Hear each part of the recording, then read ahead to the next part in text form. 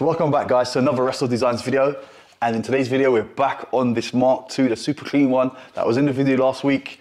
At the end of the video I said it's going to go for a test drive, and it went for a test drive and it's back again. Projects are never finished. Now, unbeknown to me, obviously I looked over the car, I didn't really kind of clock, but there's a bit of a mismatch with this car.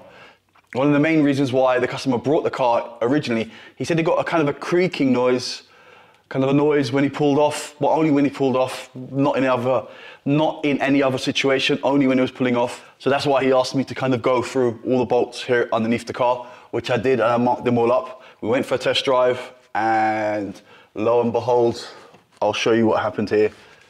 So what I did was, as the customer asked me to check everything underneath the car, I did do a nut and bolt check and marked every bolt that I've checked on it, really underneath. I didn't actually check those because it's gonna have to get the tracking done anyway.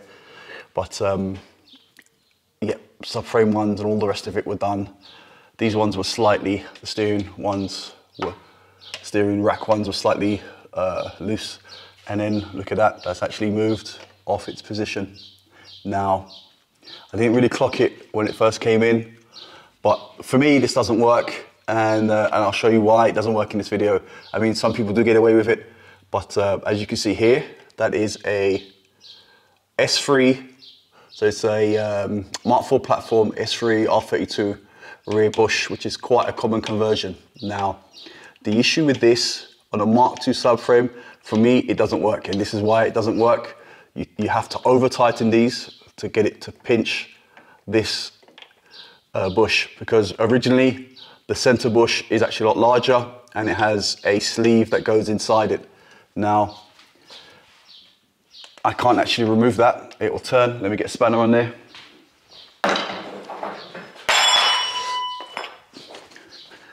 So what they call the captive nut inside the chassis leg has literally, with the movement, has actually broken the welds on it as the wishbone has gone to accelerate. Pushed back on the wishbone, pull the bolt, and it's actually broken the captive nut weld on there. And it would have ended up doing it, maybe because this one is a shorter drive shaft, so that's the one that's probably going to get more kind of movement in it than this one. But I'm going to remove this so that you guys can see why this doesn't work. So that's fully tight, as you can see.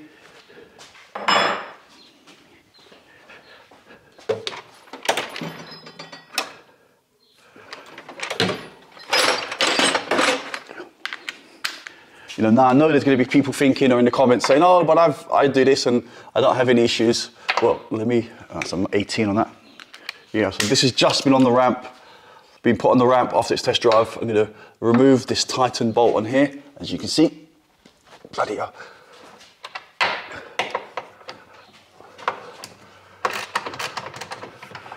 Now, this is all real time, guys. So you can see what I'm getting at. So I can see the issue from here, look.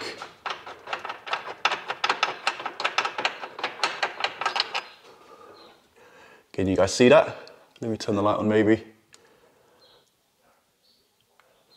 you see? It's actually off center. It's not even where it's supposed to be. Do you see? You know, to run the S3 Mark IV platform R32 bushes on a Mark II subframe, you're going to get movement on this, and that's what ends up, one, you end up over tightening the actual bolt to try and pinch it so it stops moving, and then in doing so it still moves, and then it kind of knocks the bolt, breaks the welds on the captive nut inside here. So now we're going to have to take off the seats, the carpet, take off the plug, and maybe, I don't want to weld the old captive nut back into place. I am going to probably cut this head off. We've got another subframe to go on the Mark III subframe and do the job properly.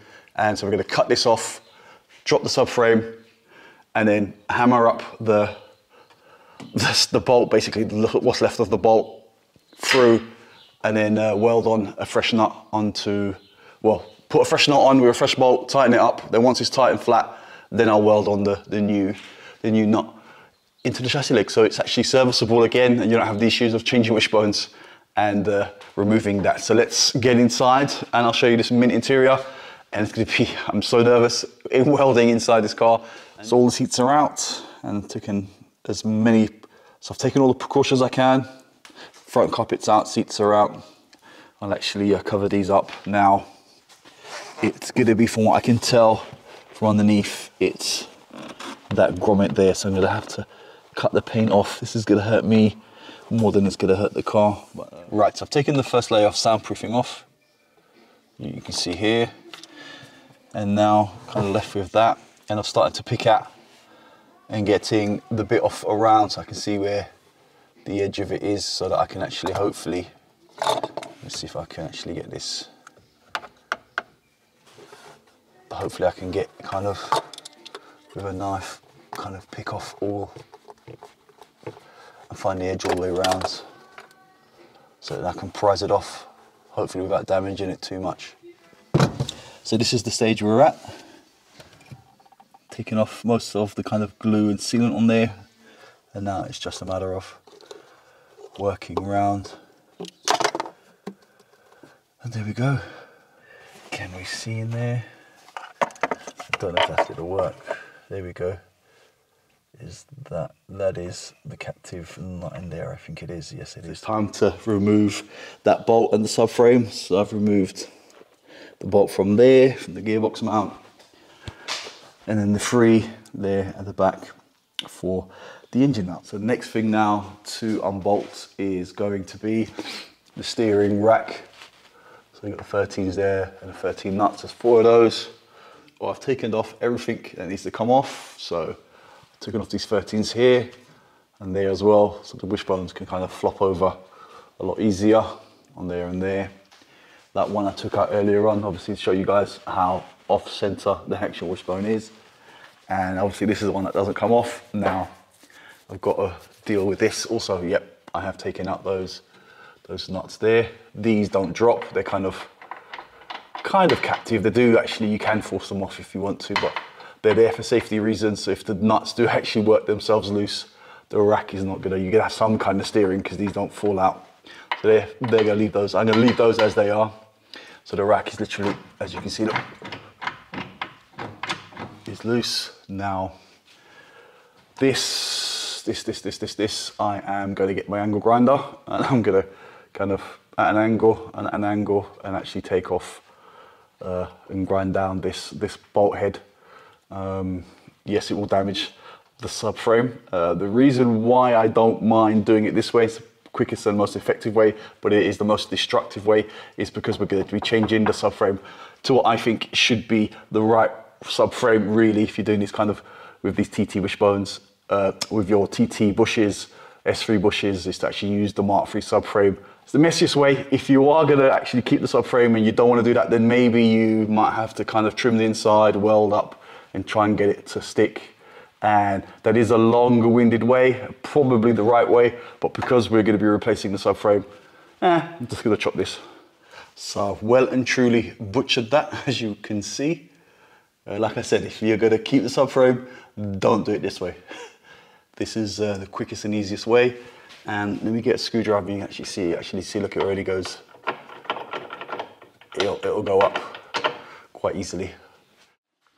So I've stripped down the Mark II subframe, wishbones are off, the anti-roll bar is also off, as well as the gearbox mount is. Obviously the engine mount is going to be different, it's a different style. As you can see, it's got these 2 bolts that kind of go around there, whereas the Mark III one is similar to the gearbox side. The engine side is very similar. So you have to get like a new one, it's got a single bolt, as well as you need to go from a 3-hole to a 1-hole one engine bracket. And yep, and now let me for the main event. So as you can see here, it's totally smooth on both sides. And now on the Mark III subframe, as you can see, hopefully you can see that, it's got a lip on there, and that's what actually holds the wishbone in place, not actually you're relying on over tightening it to actually keep it in place. No, that shape there literally is the same size as what's on that, and it fits in there. Again, likewise, I haven't actually done this, so I don't know if it actually does work, but I'm not sure if you can fit Mark II bushes into this Mark III subframe. That I don't know. But I know you can fit obviously the Mark IV ones and obviously the Mark III ones and all the rest of it can go into there, but I'm not sure if you fit Mark II ones because I don't know if that's larger there, because I think it might actually be larger because the sleeve through the hole is bigger, that actually holds it in place. As well as, yeah, actually, look, that's another thing. The size of the holes are actually very different as well. So Mark III one, sorry, is 14.5. Mark II, 17mm. So here's the actual engine mount side by side. Mark II, 3-bolt style. Mark III, 1-bolt style. And then you need a bolt. Luckily I actually had an anodized one already. And it's got this other little bit on top because I think it's supposed to actually hold a little bracket here that then holds the lambda sensor plug on there. Okay, so let's put this on the block. Subframe's on with the wishbones. Ball joints all tightened up. Just need to do the anti-roll bar now. But before I do that, I want to show you guys the difference here. Hopefully you guys can see. It's spot on in the middle. See the difference, guys? That's with no bolts in it. That doesn't move, literally with the pry bar, because it's stuck in that kind of, I don't know, what do you call it? Crescent moon shape in there. And that's the big difference, guys. If you want to use TT bushes, S3 ones, Mark IV platform, I don't know, this for me is the only way to do it really. All right, let's carry on with this bit before we actually move on to the bit I'm not really gonna like, which is cutting the floor, welding it up, and welding the new nut into position inside the chassis leg. All right, super tidy bay as always, and that bolt is down there. You can see it, hopefully. There you go. And then also that one's done as well. This is gonna be the new bolt and the nut that's gonna get welded in. So now, much to my despair, I'm gonna have to cut this. I'm gonna have to cut this down because I can't even see. It's quite a distance away. The base, I can't even touch it with my finger. I mean, let's get this down there. So the base is about that far away for me to weld. I'm not gonna be able to see anything. So unfortunately, I'm gonna have to cut along here and along there to about there maybe, and peel this baby back. Okay, so this is my welding and grinding protection here. It's actually a well-proof mat now. That's what I've cut down, and as you can see, this was the problem. So I've held the bolt up with a magnet. Now let's go to the other side, start this, put a spanner on it, and then hopefully I can turn it with the spanner inside and get it tight. Oops, it looks like it's just about to fall. Hopefully I can just get it started. Okay, so there we go. So now what I'm going to do is, hopefully the spanner will actually stay in there while I tighten it from underneath, in case I've kind of wedged that in place. Now let's see if I can tighten it from underneath. Let's leave you guys up here. Can you tell me, guys, if it's holding on or not? I can't tell. I'm underneath the car. Oh no, it doesn't feel like it. So I did manage with the magnet holding the spanner. There you go. That's nice and tight. So now I can scrape this off and put a nice, I can get some, at least halfway around there, I can get a nice bead of weld around there. Just need to clean it off some more actually. I'll Otherwise we're not going to get a good weld. I've just realised actually that looks like a keyhole, doesn't it? Anyway, I've done my terrible welding, but it's going to hold, I'm sure. Now, I just need to put some weld-proof primer on the inside of this.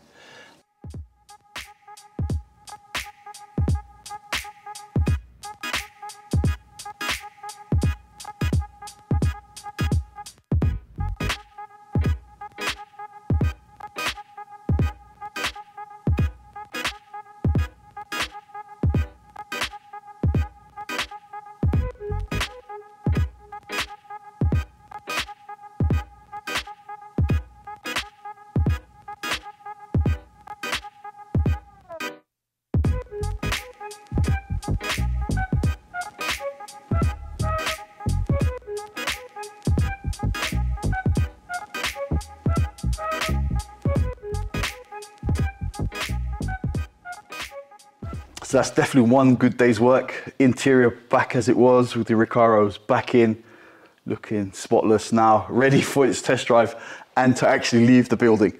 All right, guys, thanks for watching. Please subscribe, ding-a-ling-a-ling, click on that notification bell and be safe.